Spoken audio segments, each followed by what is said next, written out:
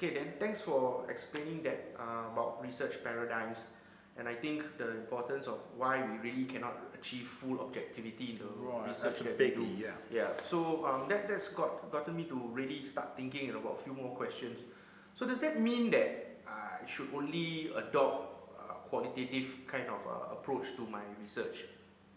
Okay, now that's an interesting one. It's one that we'll pick up again because that runs right through doing research. I mean, the basic thing is what information and what insight can we get about the phenomena that we're studying? And the phenomena in this case is the flipped classroom.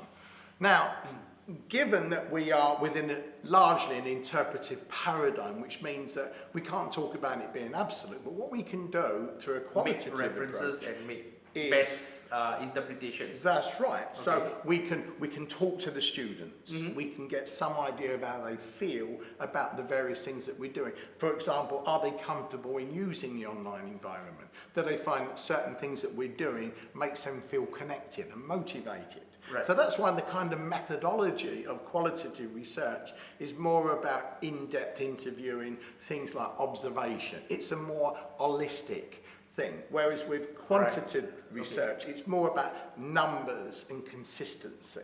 So how many times does something happen? Okay. Now this is interesting thing, is that sadly that people seem to see these paradigms as kind of opposing. In other words, you've got to be quantitative or qualitative. Right. The reality is that you get information, and some of that information can be quantitative. In other words, how many of my students feel that the material that's being delivered in the online component is user-friendly and supports what we're doing in class. So the numbers is important. So we want quantitative stuff. But simply having numbers without an insight into how the students are experiencing the learning would be an insufficient picture. Okay. So quantitative research is very good for getting numbers. Right. But when we want to understand the meaning that people give to what they're doing and an understanding of the more deeper processes. Because remember, when we talk about learning, one of the things that we're interested in is students thinking. Right. But we can't measure that in a quantitative way. We can do that through the questions that we ask over time, the tasks that they do. So essentially, there is no conflict between a quantitative approach to data and a qualitative, but recognizing that a lot of what we do is to get a more deeper insight, which will involve qualitative methods like focus groups, observation, and building rapport with the students. Now, this is one of the big differences that in doing social research, educational research, that we recognise that bias will be inevitable. There is the subjectivity of me as the lecturer and you as the student. So if they like you, they might give you a different reality. Hence the lack of objectivity that we were talking about. But you try to get the data and you validate it by cross-referencing it back to them and saying, look, this is how you saw it last week, is that the same? So you get what's often called a thick description.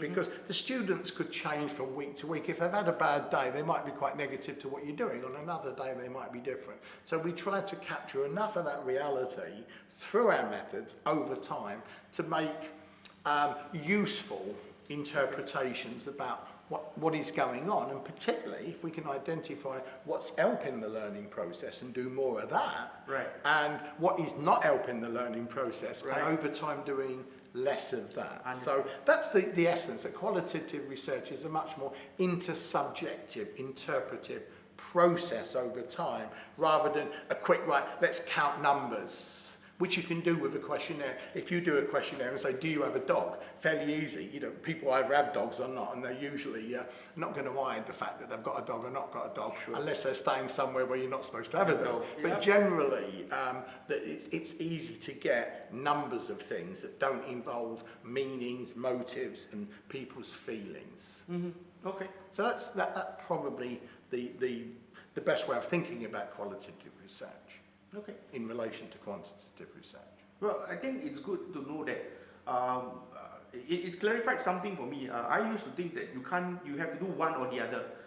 And if you are doing quantitative research, then you can't do qualitative research. But I'm hearing from you, it's really, again, looking at your research design. What is it that we really would like to find out, and what are the best methods, whether it be quantitative or qualitative, to to get the best kind of results that we can possibly have. That's absolutely it. Right. What are the sources of data that might help you understand? I think that was important. So that's Is a the good flipped learning for classroom me. working? Right. And then you look at that and then you try to get a good picture and you do a good research process, that you look at the data carefully, which is what we're going to do later on, and you try to ensure that that any statements you're making about it is actually grounded in the data, whether it's from a qualitative Right. source or a quantitative source. Well, thanks or for clearing that up combinations. for me. That was actually quite important. So Right, yeah. I actually learned something today. Oh, good, that's good. We're not wasting our time then. No.